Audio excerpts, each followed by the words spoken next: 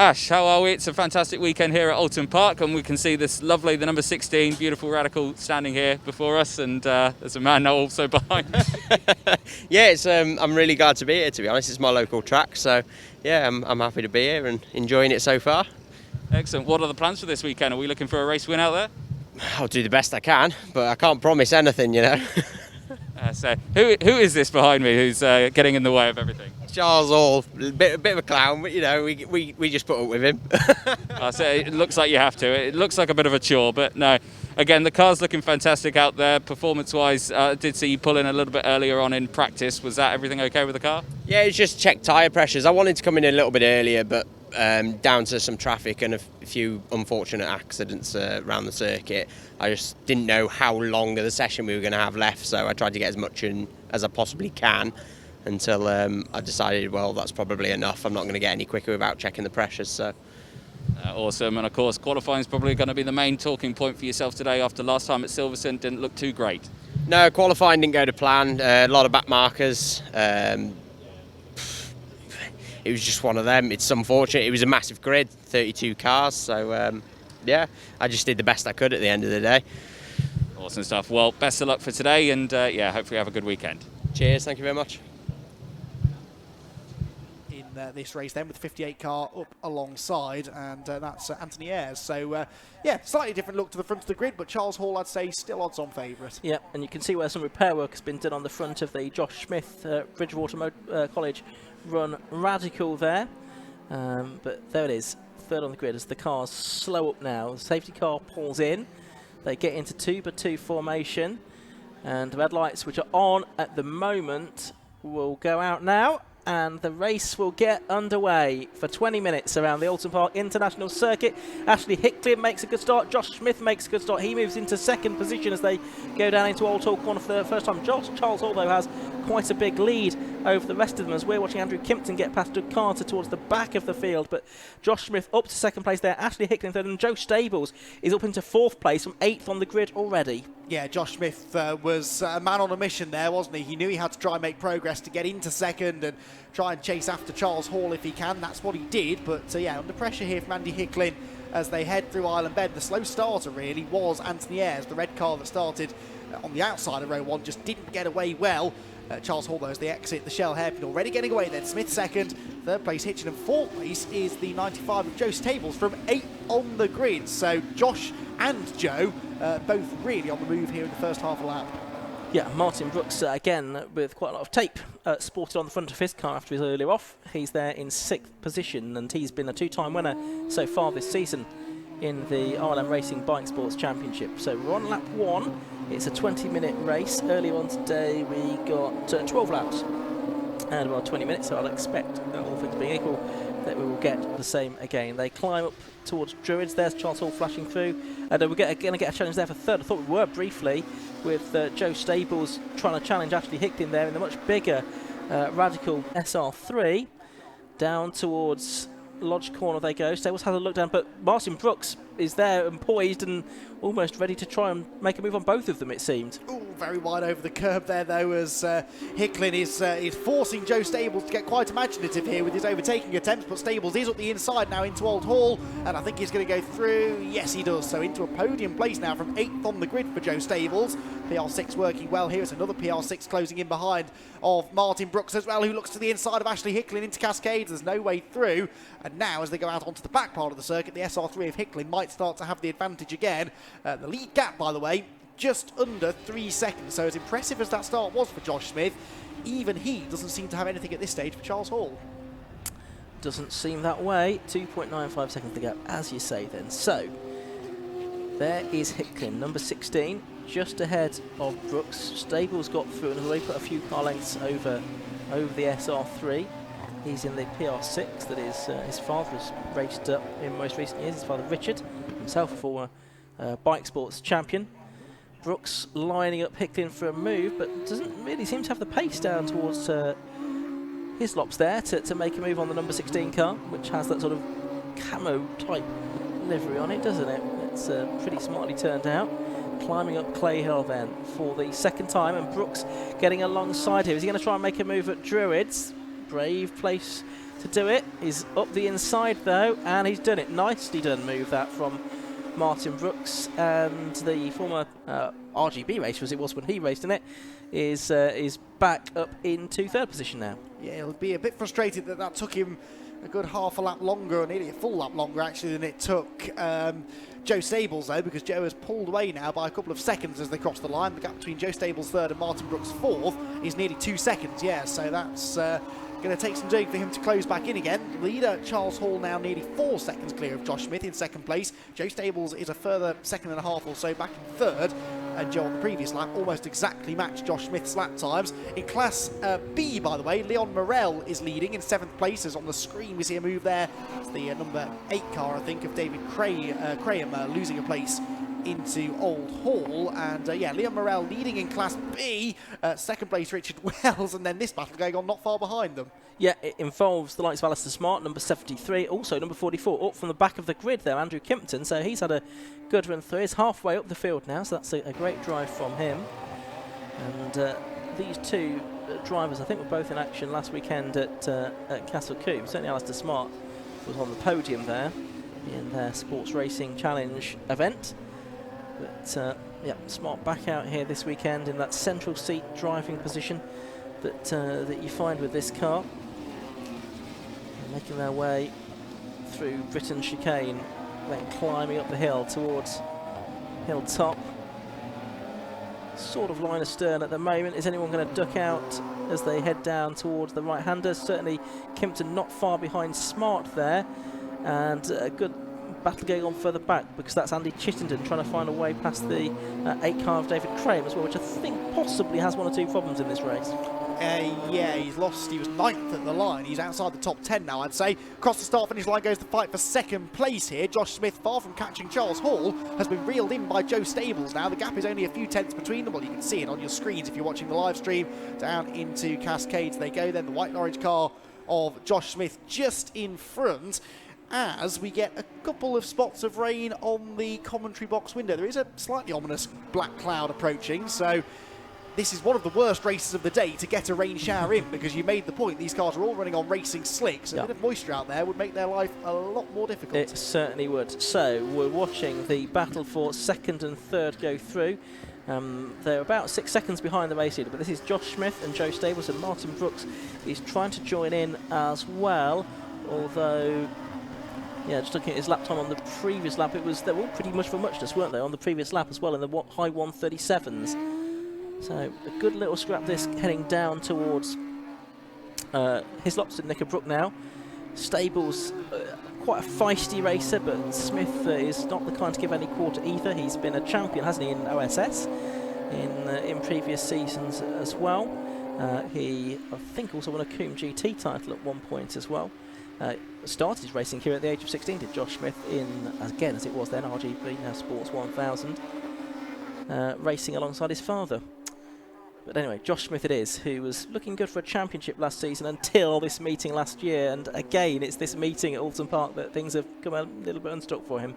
It's funny how some drivers just have those bogey circuits, don't they, where things often seem to go wrong. He's clearly got good speed here, but the bad luck following him around, it seems. Back through Old Hall they go then, no change in the order.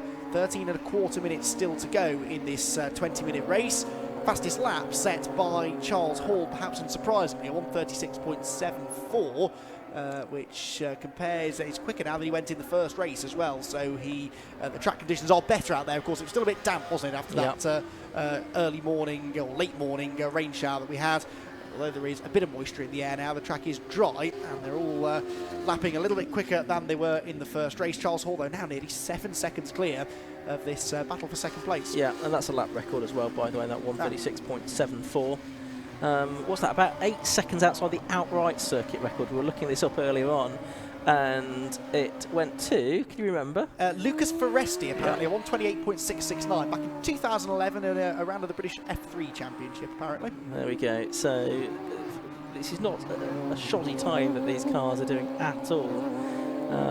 When you compare that to sort of professional teams, top international drivers in British Formula 3 of 9 years ago. So 12 minutes left of this race. There we see the number 60 car going through. That's Andrew Gord in his Radical SR3 RS. He's running in 17th position. I think that's the Miles Drew car. Is it just behind him? Yes, it is, in the number 17. So they're having a good battle for 17th and 18th position. And touch wood, so far in this race, we've not had the attrition that we had in race 1. Yes, I always get nervous when you say things like that. Yeah, I just said it in the last race as well. I know, yes, you're tempting fate here. But no, good driving standards out there. Again, the more favourable conditions helping definitely as that battle heads down the hill towards the chicane. We pick up another battle now on the screens into Lodge Corner. That's the 22 of Richard Wells going up the inside of Leon Morel, and that was for the Class B lead. So an important move there, and a nice move made as well by Richard. Looked like he carried more speed out of Druids. Got to the inside into Lodge, but Leon won't like that. He's going to try and fight back here into Old Hall. Has a look to the inside, has a big look to the inside, but there's not quite room. And in the end, well, they both kind of equally held each other up there. Leon has to settle for second best for now. Then Richard Wells does move through into 6th place, 7th place overall, and the lead of Class B. Yeah, absolutely. Very important scrap this then for class position, as well as overall slots as well. And Wells just putting a few car lengths between himself and the number 35 car of Leon Morel at the moment. About half of the race still to go. Just going past our commentary box window, I can see that Miles Drew finally getting ahead of Andrew Gord for 17th position in their own little scrap. But Wells just beginning to edge away now in the Fortis Law liveried Radical from Morel, who had that Class B victory in race 1 and 2nd position overall once the underweight car of Joe Stables was removed from the results. Yes, and Morel could have done with another race victory here, I suppose, for a point position, although he, this is his first outing of the year, actually, so I suppose he's not that concerned about championship points. As he heads up Clay Hill, the 2nd place scrap heads across the start-finish line, and now the quickest of these three, and it is three, is Martin Brooks, who is 4th place overall, 3rd in the queue. There he is, look, bouncing over the curbs, and Martin Brooks also in a Radical PR6. These three cars all in theory pretty equal. They're all concertinaing together here. Josh Smith still 2nd, number 11. Number 95, Joe Stables, is 3rd. And 99, Martin Brooks in 4th. But Brooks on the previous lap was a few tenths quicker than those two. Yeah, lap records come down further still, though, hasn't it? 136.29 on the last lap set by Charles Hall. And actually all of the top 4 cars are in the 136s. Go back to Ashley Hicklin in 5th. He's in a 138. But there is not a lot to choose between any of the top 4 on the lap times. And I guess it's really just fortunate or helpful, whatever way you looked at it for Charles Hall, that he did get that break early on, because if he hadn't done, I think we would have had a full-way scrap for the lead, to be honest. Yeah, I think you're probably right, to be honest. Charles had only had he'd had a couple of 3rd place finishes, hadn't he, coming into this event, but got his first win of the year in race number 1. And as you quite rightly said, if he wins this one, which certainly you wouldn't bet against at this stage, he could catapult himself well and truly into championship contention. Josh Smith, the only person really ahead of him in the points who is likely to score any decent points from this one. There is Charles Hall heading through Lodge Corner, the number 77 car, the lone spire in the race, heads over Deer Leap, comes back into our sight across the start-finish line. Then this is 7 laps in the books, and he goes quicker again, a 136.13, further decreasing that lap record time. The conditions out there now are pretty perfect, aren't they? The rain's gone away, the sun is shining again now, but it's not that hot that the tyres are starting to overheat, so perfect for quick lap times, and Charles Hall is well and truly in the zone today. But on that lap, you've got Smith, Stables and Brooks all did mid-136s. They lapped within 5 100ths of a second of one another as well in 2nd, 3rd and 4th position, so really not a lot to choose between them. As far as Class B is still concerned, it's Richard Wells still ahead, by the way, by just over a second from Leon Morel at the moment. But watching the overall and Class A leader at the moment, that's number 77, Charles Hall. Had a non-finish, I seem to remember, I think, in one of the races at Snet at the beginning of the season, which was unfortunate, but the car seems to be going really well this weekend, really well sorted and set up for this track, it would seem. Here's a battle a bit further down. That's Doug Carter. Number 10, Tony Barwell, just had to get out of that, didn't he, at the last moment. So that's Doug Carter go up into 12th position. And Ian Charles, number 24, in the PR6 is there as well. Yes, and Tony Barwell running 4th in Class B at the moment and 5th in Class B. In fact, no, it's Ian Charles is another Class A car. So Charles and Carter both in Class A PR6s here. So Carter getting through. Ian Charles will now try to do the same thing. David Graham, by the way, just to further your point about him maybe having a problem, has dropped all the way down to 15th now in his Class A car. So Graham definitely in some strife, as into Island Bend goes that little battle we were just talking about between Tony Barwell and Ian Charles, still in that order as they went into that sequence of corners, and as we wait for them to come back out the other side of the Shell hairpin. Yeah, no change in the order there then, so the Class A car stays behind for now. The second, third and fourth place battle overall, by the way, just came back through again, and again they're lapping very evenly, aren't they? But Josh Smith that time just extended the margin slightly, so his second place is a little more secure.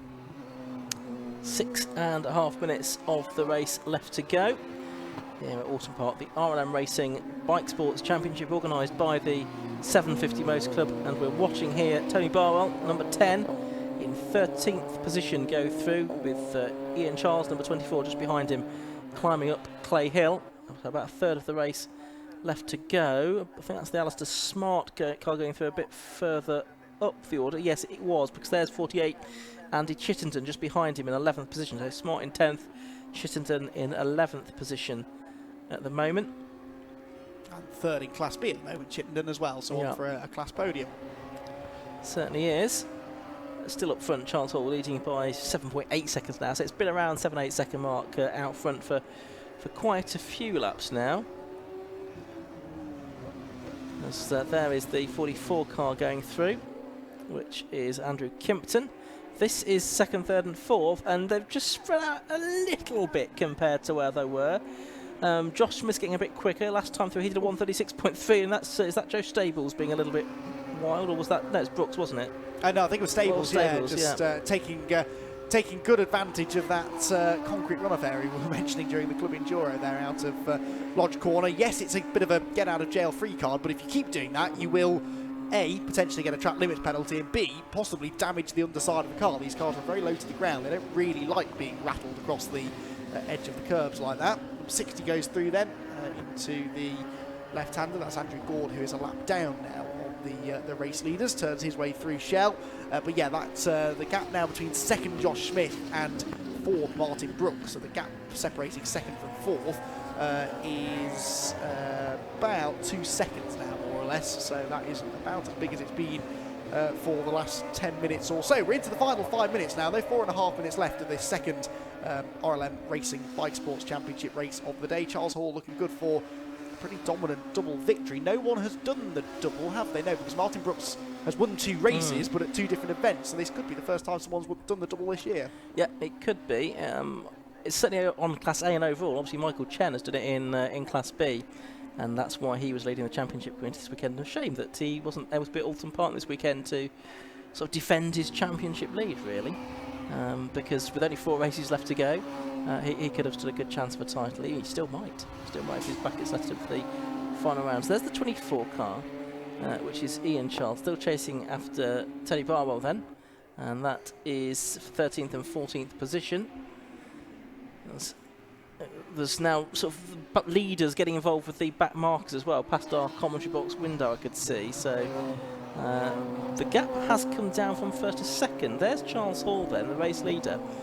But whereas beforehand he was about 8 seconds ahead, he's now only 4.4 seconds ahead, Andy. I suspect that group of 4 cars that just made us crane our neck towards Old Hall Corner was partly to blame for that, because I think he's just put them a lap down. So the car certainly looks like it's still at speed. I don't think he's got a problem. I think just taking it extra cautiously in the traffic, which of course is a luxury that he can afford because he's built up this lead in the first place. That's why you push at the start of the race to try and build a gap, because then later on you can afford to just take a step back and make sure you don't get tangled up with anybody. But yeah, the gap is now under 5 seconds again.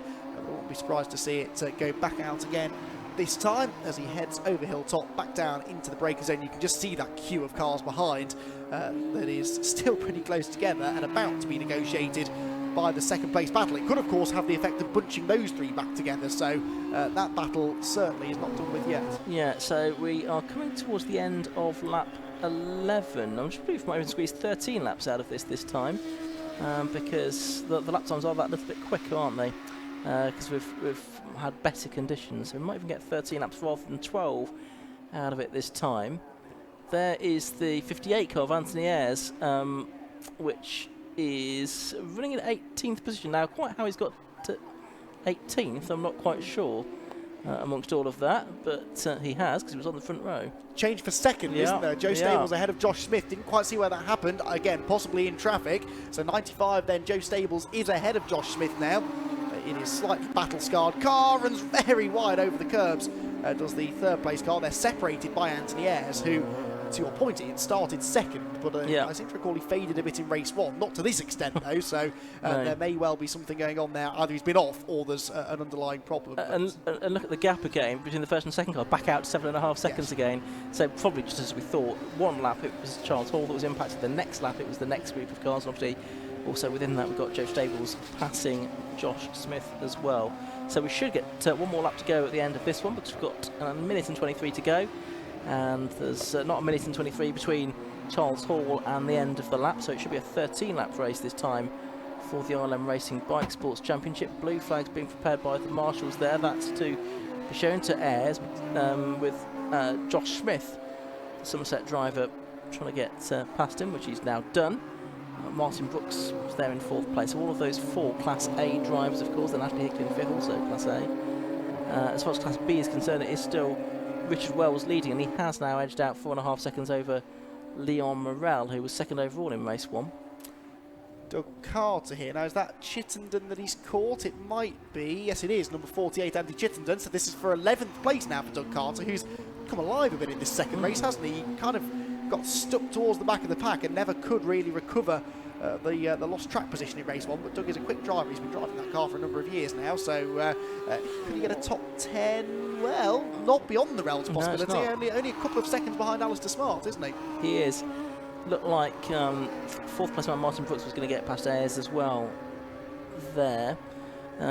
Ayres is only looking at 4 seconds off the time of the leaders, so it's not easy for those cars, Stables, Smith and Brooks, to get past that car, because the gap in terms of lap time between them is not that great.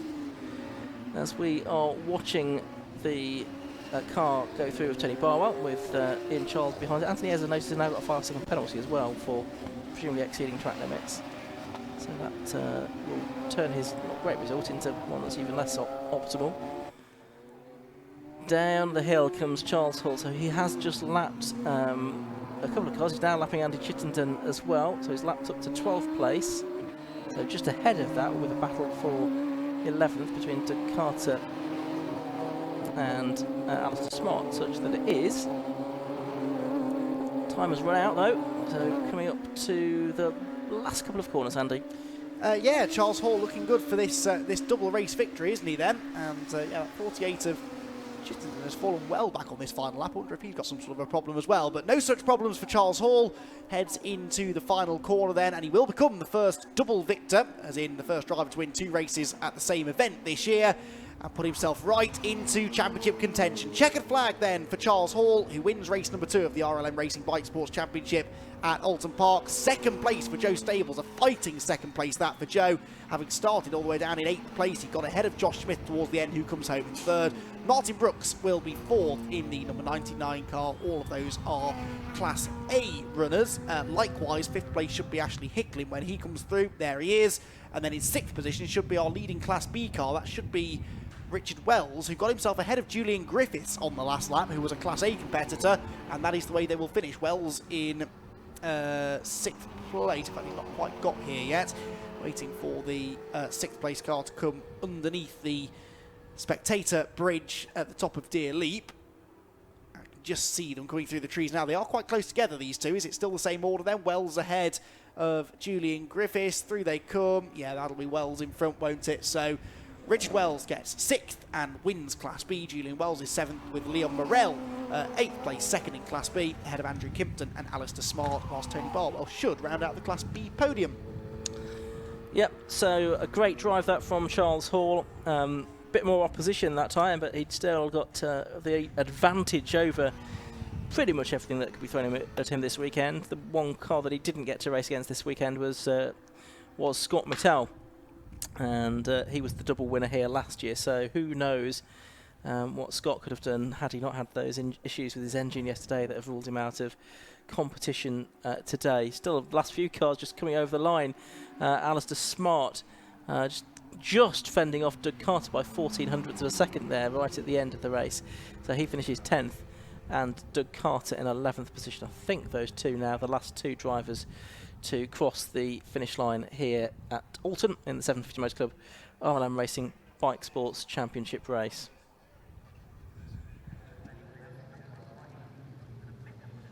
Charles, fantastic stuff. Well done. Okay. Absolutely smashed it out there. Good weekend. Very good weekend. Ash isn't here to terrorise us. We've got an interview to ourselves this time, haven't we? Excellent stuff. Well, I mean, while you're out there, talk us through just some of the stuff that you had to go through out there. I mean, it looked like a very fast race. It looked like you just had it all under control and just absolutely flying out there. Well, yeah, we had like I said, we had a great car yesterday. You know, we thought it was good. Made a few changes and then put the tyres on this morning. It's just got even better. So I know the lads had a bit of an off in quali, so they didn't do race one. So I was thinking fresh tyres, and I knew the car would be a little bit sus. But to be fair, I went out then, and the car was even better again on the scrubs. So you know, like couldn't have wished for a better time. My dad's put a lot of time and effort into the front end, and we've had a few arguments whether it was right or wrong, and I think I'm going to eat some humble pie tonight.